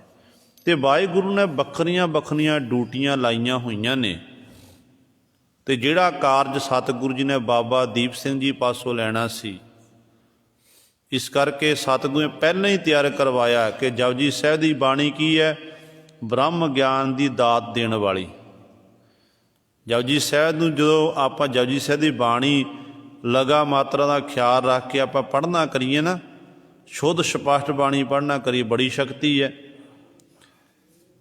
ਅਸੀਂ ਕਿਸੇ ਮਨੋਰਥ ਨੂੰ ਮੁੱਖ ਰੱਖਦੇ ਹੋਇਆਂ ਮਨ ਵਿੱਚ ਕੋਈ ਮਨੋਰਥ ਧਾਰਨ ਕਰ ਲਿਆ ਕਿ ਆਹ ਕਾਰਜ ਸਫਲਾ ਕਰਨਾ ਹੈ, ਉਹਦੇ ਨਿਮਿੱਤ ਆਪਾਂ 11 ਪਾਠ ਜਾਂ 5 ਪਾਠ ਜਪਜੀ ਸਾਹਿਬ ਦਾ ਨਿਤਨੇਮ ਬਣਾ ਲਈ ਨੇਤਾ ਪ੍ਰਤੀ ਦਾ ਕਰਕੇ ਦੇਖੋ, ਮਹੀਨਾ 2 ਮਹੀਨੇ ਕਰਕੇ ਦੇਖੋ, ਜਿਹੜਾ ਕਾਰਜ ਅੜਿਆ ਹੋਇਆ ਕਾਰਜ ਹੈ ਨਾ, ਉਹ ਕਾਰਜ ਵੀ ਸਾਡਾ ਸਫਲਾ ਹੋ ਜਾ। ਪਰ ਲੋੜ ਹੈ ਵਿਸ਼ਵਾਸ ਦੀ। ਬਾਣੀ ਪੜ੍ਹ ਰਹੇ ਹਾਂ, ਬਾਣੀ ਪੜ੍ਹਦੇ ਹਾਂ, ਵਿਸ਼ਵਾਸ ਰੱਖੋ ਕਿ ਜਿਹੜਾ ਮੇਰੇ ਮਨ ਦਾ ਮਨੋਰਥ ਹੈ ਮੇਰੇ ਗੁਰੂ ਨੇ ਪੂਰਾ ਕਰਨਾ। ਬਾਣੀ 'ਚ ਬੜੀ ਤਾਕਤ ਹੈ, ਇਹ ਬਾਣੀ ਹੀ ਮੇਰੇ ਮਨ ਦੇ ਮਨੋਰਥ ਨੂੰ ਪੂਰਾ ਕਰੇਗੀ। ਜੇ ਮਨ 'ਚ ਵਿਚਾਰ ਇਹ ਆਈ ਕਿ ਨਹੀਂ ਮੈਂ ਜਪਜੀ ਸਾਹਿਬ ਦੇ ਪਾਠ ਇੰਨੇ ਤਾਂ ਮੈਂ ਕਰਦਾ, ਪਤਾ ਨਹੀਂ ਸਤਿਗੁਰੂ ਨੇ ਮਨੋਰਥ ਪੂਰਾ ਕਰਨਾ ਕਿ ਨਹੀਂ ਕਰਨਾ, ਫਿਰ ਨਹੀਂ ਗੱਲ ਬਣਨੀ ਗੁਰੂ ਸਾਹਿਬ। ਵਿਸ਼ਵਾਸ, ਭਰੋਸਾ, ਇਹ ਗੁਰੂ ਦੇ ਚਰਨਾਂ 'ਚ ਅਰਦਾਸ ਕੀਤੀ ਹੈ, ਨਾਲ ਬਾਣੀ ਪੜ੍ਹ ਰਿਹਾ ਏ, ਅਤੇ ਗੁਰੂ ਉੱਤੇ ਵਿਸ਼ਵਾਸ, ਗੁਰੂ ਉੱਤੇ ਭਰੋਸਾ, ਹਾਂ ਬਾਈ ਮੇਰਾ ਗੁਰੂ ਕਾਰਜ ਅਵਸ਼ ਸਵਾਰੇਗਾ। ਫਿਰ ਸਤਿਗੁਰੂ ਬਖਸ਼ਾਂ ਕਰਦੇ ਨੇ, ਰਹਿਮਤ ਕਰਦੇ ਹਨ। ਅਤੇ ਕਹਿੰਦੇ ਨੇ ਬਾਬਾ ਦੀਪ ਸਿੰਘ ਜੀ ਮਾਤਾ ਪਿਤਾ ਲੈਣ ਵਾਸਤੇ ਆਏ ਨੇ ਕਿ ਸਤਿਗੁਰੂ ਜੀ ਬੱਚੇ ਦੀ ਸ਼ਾਦੀ ਵੀ ਕਰਨੀ ਹੈ ਅਤੇ ਹੋਰ ਪਾਤਸ਼ਾਹ ਕਾਰਜ ਬਹੁਤ ਨੇ, ਆਪ ਜੀ ਕਿਰਪਾ ਕਰੋ। ਫਿਰ ਕਹਿੰਦੇ ਬਾਬਾ ਦੀਪ ਸਿੰਘ ਜਾਣ ਨੂੰ ਮਨ ਨਹੀਂ ਕਰਦਾ ਸੀ, ਪਰ ਕਲਗੀਆਂ ਵਾਲੇ ਪਾਤਸ਼ਾਹ ਮਹਾਰਾਜ ਦਾ ਹੁਕਮ ਪਾ ਕੇ ਬਾਬਾ ਦੀਪ ਸਿੰਘ ਜੀ ਆਪਣੇ ਨਗਰ ਵਾਪਸ ਗਏ ਸੀ, ਪੋਹਬਿੰਡ ਨਗਰ। ਇੱਧਰੋਂ ਸਮਾਂ ਲੰਘਦਾ ਗਿਆ। 30 ਮਾਰਚ 1699 ਈਸਵੀ ਨੂੰ ਗੁਰੂ ਕਲਗੀਆਂ ਵਾਲੇ ਪਾਤਸ਼ਾਹ ਮਹਾਰਾਜ ਨੇ ਅਨੰਦਪੁਰ ਸਾਹਿਬ ਦੀ ਧਰਤੀ 'ਤੇ ਖਾਲਸੇ ਪੰਥ ਦੀ ਸਾਜਨਾ ਕੀਤੀ। ਪੰਜਾਂ ਦੇ ਸਿਰ ਲੈ ਕੇ ਪੰਜਾਂ ਨੂੰ ਸਿਰਜੀਵ ਕੀਤਾ, 5 ਪਿਆਰਿਆਂ ਦੇ ਨਾਮ ਨਾਲ ਬਖਸ਼ਿਸ਼ ਕੀਤੀ ਹੈ, ਵਡਿਆਈ ਦੇਣਾ ਕੀਤੀ ਹੈ।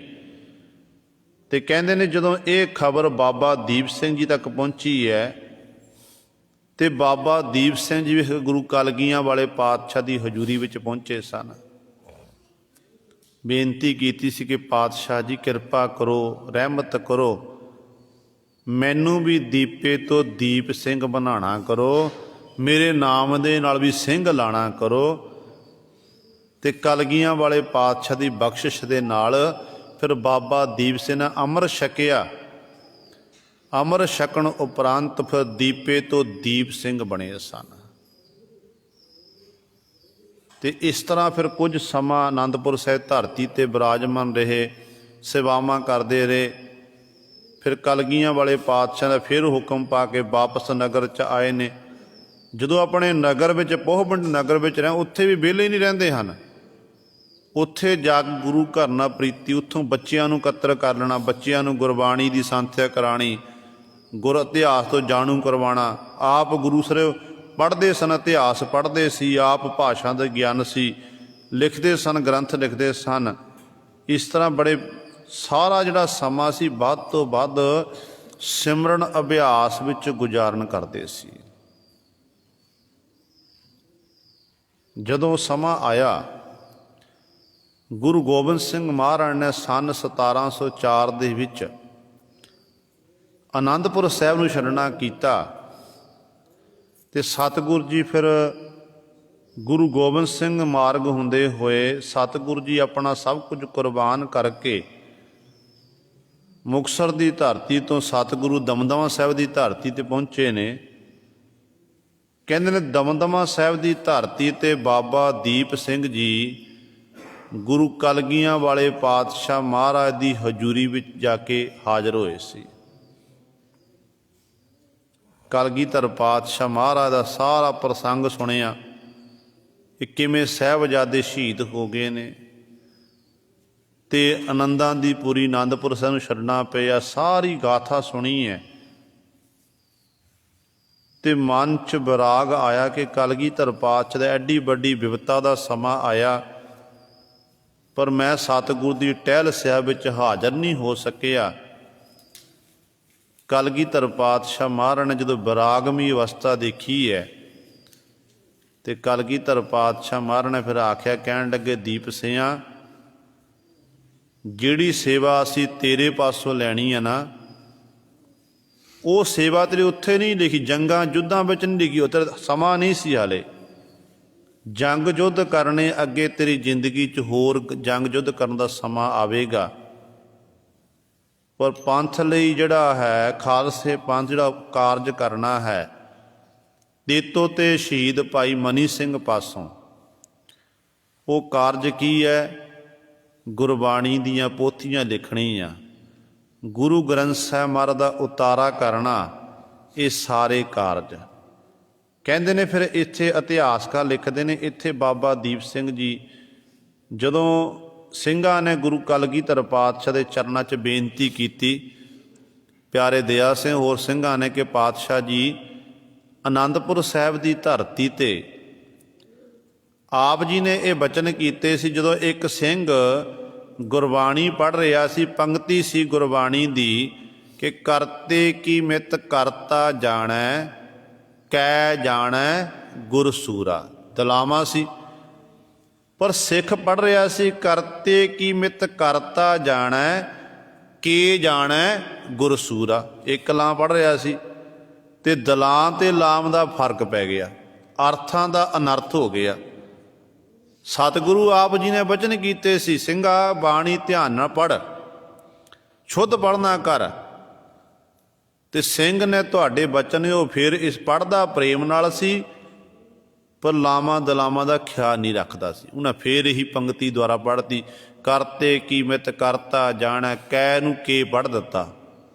2-3 ਵਾਰ ਇਸ ਤਰ੍ਹਾਂ ਹੋਇਆ ਸੀ ਤੇ ਕਲਗੀਧਰ ਪਾਤਸ਼ਾਹ ਮਹਾਰਾਜ ਨੇ ਆਖਿਆ ਸੀ, ਸਿੰਘ ਦੇ ਜਾ ਕੇ ਚਪੇੜ ਮਾਰਨਾ ਕਰੋ।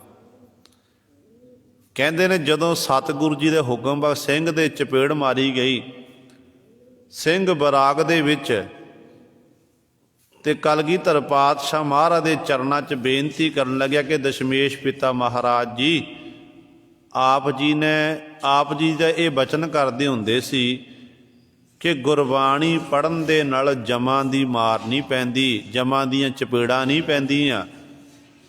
ਤੇ ਸਤਿਗੁਰੂ ਜਮਾਂ ਦੀ ਚਪੇੜਾਂ ਤਾਂ ਮੈਨੂੰ ਪਤਾ ਨਹੀਂ, ਤਾਂ ਮਰਨ ਤੋਂ ਬਾਅਦ ਪੈਂਦੀਆਂ ਨੇ, ਉਹ ਦੇਖੀਆਂ ਨਹੀਂ ਜਾਂਦੀਆਂ, ਜਿਹਨੂੰ ਪੈਂਦੀਆਂ ਉਹੀ ਜਾਣਦਾ ਹੈ। ਪਰ ਸਤਿਗੁਰੂ ਤੁਹਾਡੀ ਬਾਣੀ ਪੜ੍ਹ ਕੇ ਮੈਨੂੰ ਚਪੇੜਾਂ ਜ਼ਰੂਰ ਪਈਆਂ ਨੇ। ਤੇ ਗੁਰੂ ਗੋਬਿੰਦ ਸਿੰਘ ਮਹਾਰਾਜ ਨੇ ਬਚਨ ਕੀਤੇ, ਸਿੰਘਾ ਜਿਹੜੀ ਸਤਿਗੁਰ ਦੀ ਬਾਣੀ ਹੈ ਨਾ, ਬਾਣੀ ਸਾਡੇ ਰੋਮ ਨੇ।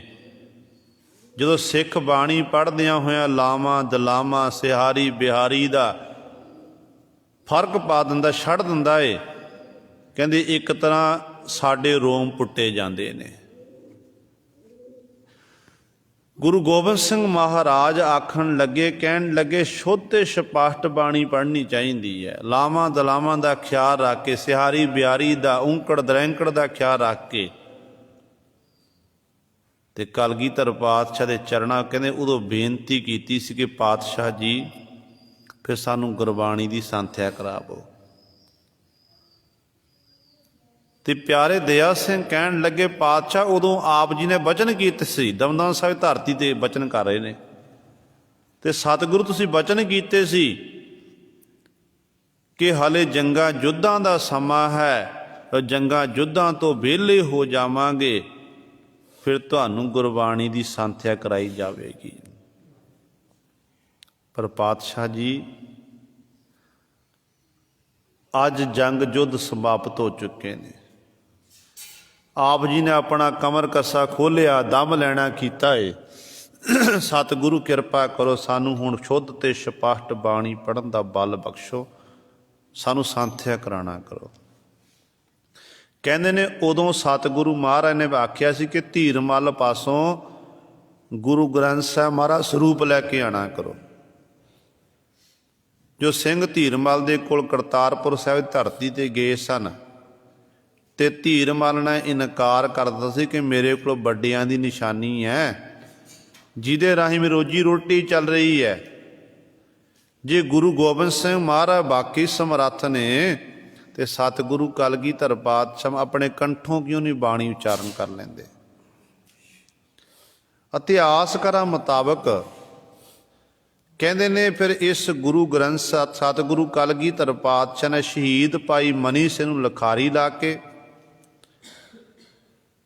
ਤੇ ਬਾਬਾ ਦੀਪ ਸਿੰਘ ਜੀ ਨੂੰ ਹੁਕਮ ਕੀਤਾ, ਤੁਸੀਂ ਕਾਗਜ਼ ਤੇ ਕਲਮਾਂ ਦਾ ਪ੍ਰਬੰਧ, ਸਿਹਾਈ ਦਾ ਪ੍ਰਬੰਧ ਕਰੋ ਮੁਕਤਸਰ ਸਾਹਿਬ ਦੀ ਧਰਤੀ ਤੇ ਗੁਰੂ ਸਵਾਰਿਓ ਕਹਿੰਦੇ ਉੱਥੇ ਫਿਰ ਬਾਣੀ ਸਤਿਗੁਰੂ ਕਲਗੀਧਰ ਪਾਤਸ਼ਾਹ ਆਪਣੇ ਕੰਠੋਂ ਬਾਣੀ ਉਚਾਰਨ ਕਰਦੇ ਨੇ, ਤੇ ਭਾਈ ਮਨੀ ਸਿੰਘ ਜੀ ਲਿਖਦੇ ਜਾ ਰਹੇ ਨੇ। ਤੇ ਇੰਜ ਸ਼ਾਮ ਵੇਲੇ ਸਤਿਗੁਰੂ ਫਿਰ ਉਸ ਜਿਹੜੀ ਬਾਣੀ ਅੰਮ੍ਰਿਤ ਵੇਲੇ ਉਚਾਰਨ ਕਰਦੇ ਹਨ, ਉਸੇ ਬਾਣੀ ਦੇ ਫਿਰ ਸ਼ਾਮ ਵੇਲੇ ਅਰਥ ਕੀਤੇ ਜਾਂਦੇ ਨੇ। ਕਲਗੀਧਰ ਪਾਤਸ਼ਾਹ ਅਰਥ ਕਰਦੇ ਨਾਲ ਨਾਲ, ਤੇ ਸਿੰਘ ਬੜੇ ਧਿਆਨ ਨਾਲ ਸੁਣਦੇ ਨੇ।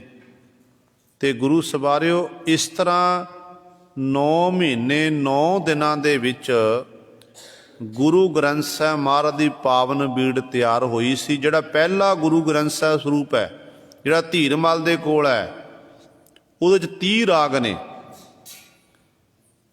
30 ਰਾਗ ਹਨ ਜਿਹੜੇ ਹੁਣ ਸਤਿਗੁਰੂ ਕਲਗੀਆਂ ਵਾਲੇ ਪਾਤਸ਼ਾਹ ਨੇ ਸ਼ਹੀਦ ਭਾਈ ਮਨੀ ਸਿੰਘ ਲਿਖਾਰੀ ਲਾ ਕੇ ਸਰੂਪ ਲਿਖਾਣਾ ਕੀਤਾ ਸੀ।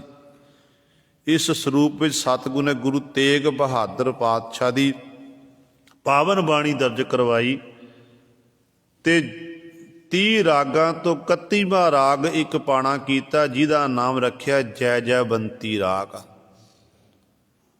ਜਿਹਦੇ ਗੁਰੂ ਤੇਗ ਬਹਾਦਰ ਪਾਤਸ਼ਾਹ ਦੀ ਬਾਣੀ ਹੈ।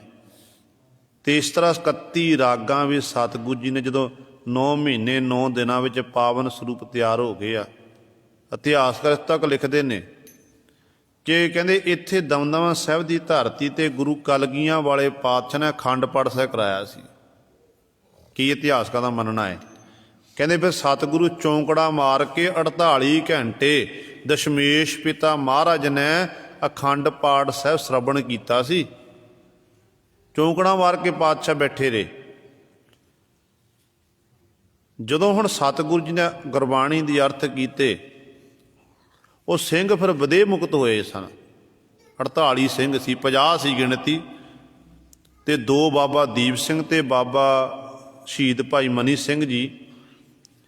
ਇਹਨਾਂ ਜਦੋਂ ਇਹ ਵਿਦੇਹ ਮੁਕਤ ਹੋ ਕੇ ਜਾਣ ਲੱਗੇ, ਤੇ ਕਲਗੀਆਂ ਵਾਲੇ ਪਾਤਸ਼ਾਹ ਮਹਾਰਾਜ ਨੇ ਇਹਨਾਂ ਦੋਨਾਂ ਦੇ ਮੋਢਿਆਂ ਉੱਤੇ ਹੱਥ ਰੱਖ ਲਏ, ਇਸ ਤਰ੍ਹਾਂ ਆਪਣੀ ਛਾਤੀ ਨਾਲ ਲਾ ਲਿਆ। ਕਹਿਣ ਲੱਗੇ, ਤੁਹਾਤੋਂ ਪੰਥ ਨੇ ਸੇਵਾ ਲੈਣੀ ਆ, ਹਲੇ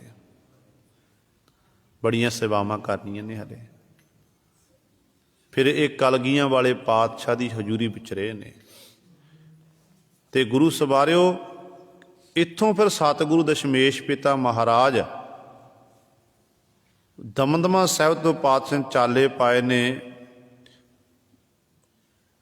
ਤੇ ਹਜ਼ੂਰ ਸਾਹਿਬ ਦੀ ਧਰਤੀ ਤੇ ਜਦੋਂ ਹਜ਼ੂਰ ਸਾਹਿਬ ਦੀ ਧਰਤੀ ਤੇ ਬਾਬਾ ਬੰਦਾ ਸਿੰਘ ਬਹਾਦਰ ਨੂੰ ਥਾਪੜਾ ਦੇ ਕੇ ਕਲਗੀਧਰ ਪਾਤਸ਼ਾਹ ਮਹਾਰਾਜ ਨੇ ਪੰਜਾਬ ਵੱਲ ਨੂੰ ਤੋਰਨਾ ਕੀਤਾ, ਤੇ ਗੁਰੂ ਗ੍ਰੰਥ ਸਾਹਿਬ ਮਹਾਰਾਜ ਨੂੰ ਗੁਰਗੱਦੀ ਸਤਿਗੁਰੂ ਨੇ ਬਖਸ਼ਿਸ਼ ਕੀਤੀ ਸੀ। ਕਹਿੰਦੇ ਨੇ ਉਦੋਂ ਫਿਰ ਗੁਰੂ ਗ੍ਰੰਥ ਸਾਹਿਬ ਮਹਾਰਾਜ ਗੁਰਗੱਦੀ ਦੇਣ ਵੇਲੇ 5 ਪਿਆਰੇ ਸਜੇ ਸਨ।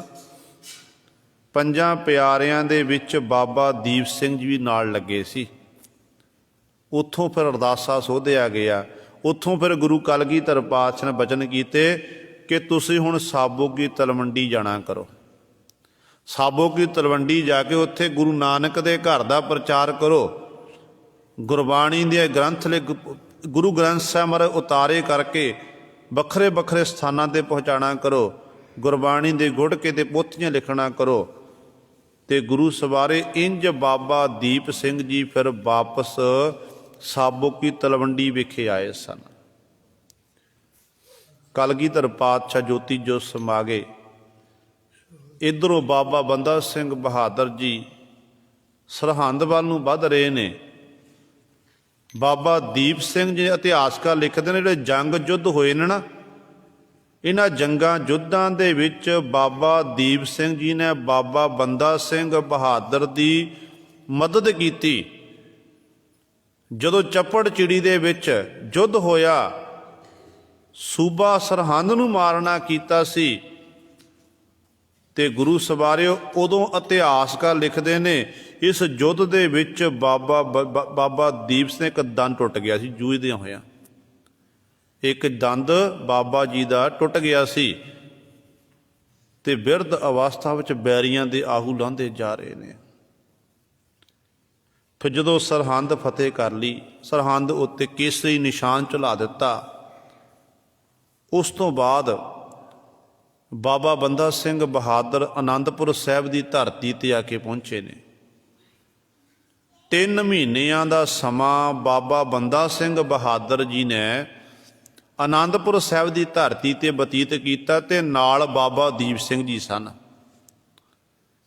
ਬਾਬਾ ਦੀਪ ਸਿੰਘ ਜੀ ਅਨੰਦਪੁਰ ਸਾਹਿਬ ਦੀ ਧਰਤੀ 'ਤੇ ਉਸ ਸਮੇਂ ਬਾਬਾ ਜੀ ਨੇ ਕਹਿੰਦੇ ਸਵੇਰੇ ਸ਼ਾਮ ਦੀਵਾਨ ਸਜਾਣੇ, ਸਜੇ ਦੀਵਾਨਾਂ ਵਿੱਚ ਗੁਰੂ ਨਾਨਕ ਦੇ ਘਰ ਦੀਆਂ ਗੱਲਾਂ ਬਾਤਾਂ, ਕਥਾ ਕਹਾਣੀਆਂ ਕਰਨੀਆਂ, ਗੁਰਬਾਣੀ ਦੇ ਅਰਥ ਕਰਨੇ।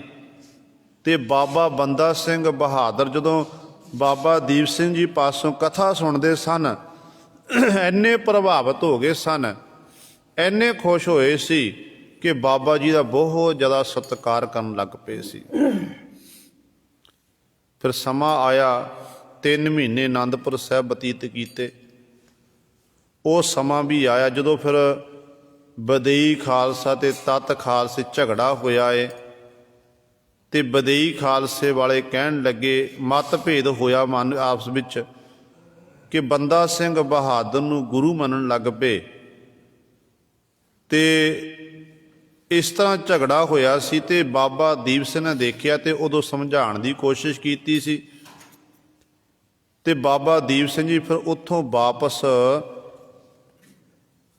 ਦਮਦਮਾ ਸਾਹਿਬ ਦੀ ਧਰਤੀ 'ਤੇ ਆ ਕੇ ਪਹੁੰਚ ਗਏ ਸਨ। ਉੱਥੇ ਡੇਰੇ ਲਾ ਲਏ ਨੇ। ਇੱਧਰੋਂ ਬਾਬਾ ਬੰਦਾ ਸਿੰਘ ਬਹਾਦਰ ਜੀ ਗੁਰਦਾਸਪੁਰ ਗੜ੍ਹੀ ਤੋਂ ਪਕੜੇ ਗਏ, ਦਿੱਲੀ ਜਾ ਕੇ ਉਹਨਾਂ ਨੂੰ ਸ਼ਹੀਦ ਕੀਤਾ ਗਿਆ। ਸਾਰੇ ਅਸਹਿ ਤਸੀਹੇ ਦਿੱਤੇ ਗਏ ਹਨ।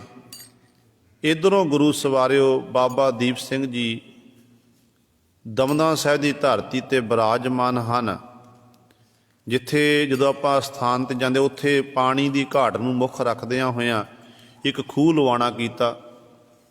ਤੇ ਖੂਹ ਲਵਾਇਆ ਤੇ ਉੱਥੇ ਇੱਕ ਭੋਰਾ ਬਣਾਉਣਾ ਕੀਤਾ, ਜਿੱਥੇ ਜਦੋਂ ਅੱਜ ਵੀ ਆਪਾਂ ਦਰਸ਼ਨ ਦਿਦਾਰੇ ਕਰਨ ਲਈ ਜਿੱਥੇ ਬਾਬਾ ਜੀ ਦਾ ਅਸਥਾਨ ਬਣਿਆ ਹੋਇਆ ਏ, ਪੌੜੀਆਂ ਉਤਰ ਕੇ ਜਾਣਾ ਪੈਂਦਾ ਤੇ ਥੱਲੇ ਉਹ ਭੋਰਾ ਬਣੇ ਜਿੱਥੇ ਬਾਬਾ ਜੀ ਬੈਠ ਕੇ ਬਾਣੀ ਪੜ੍ਹਦੇ ਹੁੰਦੇ ਸੀ। ਗੁਰਬਾਣੀ ਪੜ੍ਹਨੀ, ਇਕਾਂਤ ਵਿੱਚ ਸਮਾਂ ਗੁਜ਼ਾਰਨ ਕਰਨਾ। ਫਿਰ ਗੁਰੂ ਸਵਾਰਿਓ ਸਤਿਗੁਰੂ ਗੁਰੂ ਗ੍ਰੰਥ ਸਾਹਿਬ ਮਹਾਰਾਜ ਦੇ ਪਾਵਨ ਸਰੂਪ ਦੇ ਉਤਾਰੇ ਕੀਤੇ। ਉਤਾਰੇ ਕਰਕੇ ਵੱਖਰੇ ਵੱਖਰੇ ਜਿਹੜੇ ਤਖਤ ਨੇ ਸਾਡੇ ਤਖਤਾਂ ਉੱਤੇ ਉਹ ਗੁਰੂ ਗ੍ਰੰਥ ਸਾਹਿਬ ਮਹਾਰਾਜ ਦੇ ਪਾਵਨ ਸਰੂਪ ਪਹੁੰਚਾਣਾ ਕੀਤੇ। ਬਹੁਤ ਸਾਰੀ ਗੁਰਬਾਣੀ ਦੀਆਂ ਪੋਥੀਆਂ ਲਿਖਣਾ ਕੀਤੀਆਂ। ਤੇ ਇਸ ਤਰ੍ਹਾਂ ਬਾਬਾ ਦੀਪ ਸਿੰਘ ਜੀ ਨੇ ਗੁਰੂ ਬੜੀ ਸੇਵਾ ਕੀਤੀ, ਅਣਥੱਕ ਸੇਵਾ। ਤੇ ਸ਼ਹੀਦ ਭਾਈ ਮਨੀ ਸਿੰਘ ਦਾ ਬੜਾ ਸਤਿਕਾਰ ਕਰਦੇ ਸੀ, ਕਿਉਂਕਿ ਸ਼ਹੀਦ ਭਾਈ ਮਨੀ ਸਿੰਘ ਜੀ ਪਾਸੋਂ ਹੀ ਬਾਬਾ ਦੀਪ ਸਿੰਘ ਜੀ ਨੇ ਗੁਰਬਾਣੀ ਦੀ ਸੰਥਿਆ ਲੈਣਾ ਕੀਤੀ ਸੀ। ਜਿਹੜੀ ਗੁਰਮੁਖੀ ਸਿੱਖੀ ਸੀ ਅਨੰਦਪੁਰ ਸਾਹਿਬ ਦੀ ਧਰਤੀ 'ਤੇ, ਉਹ ਸ਼ਹੀਦ ਭਾਈ ਮਨੀ ਸਿੰਘ ਜੋ ਪਾਸੋਂ ਲੈਣਾ ਕੀਤੀ ਸੀ। ਇਸ ਤਰ੍ਹਾਂ ਆਪਣੇ ਜੀਵਨ ਕਾਲ 'ਚ ਬਹੁਤ ਸਾਰੀਆਂ ਸੇਵਾਵਾਂ ਬਾਬਾ ਜੀ ਨੇ ਕੀਤੀਆਂ ਨੇ। ਤੇ ਬਾਬਾ ਦੀਪ ਸਿੰਘ ਜੀ ਐਸੇ ਮਹਾਨ ਸ਼ਖਸੀਅਤ ਸਨ ਜਿਨ੍ਹਾਂ ਨੇ ਗੁਰੂ ਨਾਨਕ ਸਾਹਿਬ ਮਹਾਰਾਜ ਦੇ ਬਚਨ ਨੂੰ ਸੱਤ ਕਰਕੇ ਦਿਖਲਾਇਆ। ਹਰਿਮੰਦਰ ਸਾਹਿਬ ਦੀ ਰਾਖੀ ਲਈ ਆਪਣੇ ਸੀਸ ਗੁਰੂ ਸਾਹਿਬ ਦੇਣਾ ਕੀਤਾ, ਬਿਨਾਂ ਸੀਸ ਤੋਂ ਲੜੇ ਨੇ।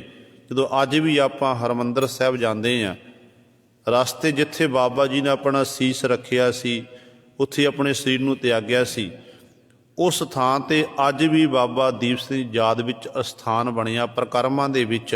ਅਤੇ ਮਾਨੋ ਇਹ ਦਰਸਾਉਂਦਾ ਹੈ ਕਿ ਜਿਉਂਦਿਆਂ ਜੀ ਸਤਿਗੁਰੂ ਜੀ ਤੇਰੇ ਅਸਥਾਨ ਉੱਤੇ ਕੋਈ ਚੜ੍ਹ ਕੇ ਆਇਆ, ਕਿਸੇ ਨੇ ਬੇਅਦਬੀ ਕਰਨ ਦੀ ਕੋਸ਼ਿਸ਼ ਕੀਤੀ, ਮੈਂ 18 ਸਿਰ ਦੇ ਖੰਡੇ ਨਾਲ ਰੋਕਣਾ ਕੀਤਾ, ਬੈਰੀਆਂ ਦੇ ਆਹੂ ਲਾਏ ਨੇ।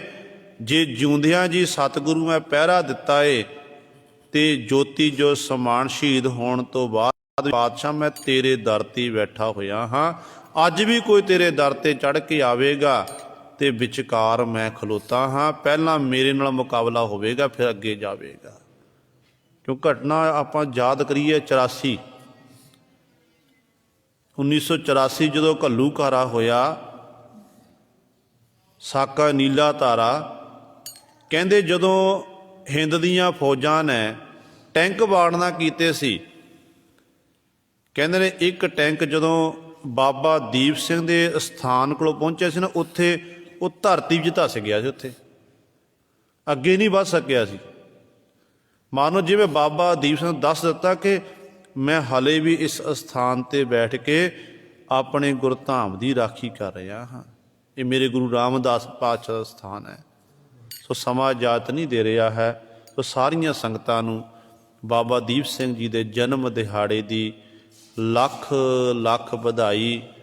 ਬਾਕੀ ਰਹਿੰਦੇ ਇਤਿਹਾਸ ਦੀ ਵਿਚਾਰਾ ਫਿਰ ਸਤਿਗੁਰੂ ਕਿਰਪਾ ਕਰਨ, ਫਿਰ ਅਗਲੇਰੇ ਦੀਵਾਨਾਂ ਵਿੱਚ ਵਿਚਾਰ ਕਰਾਂਗੇ। ਹੋਈਆਂ ਭੁੱਲਾਂ ਚੁੱਕਾਂ ਦੀ ਖਿਮਾ। ਵਾਹਿਗੁਰੂ ਜੀ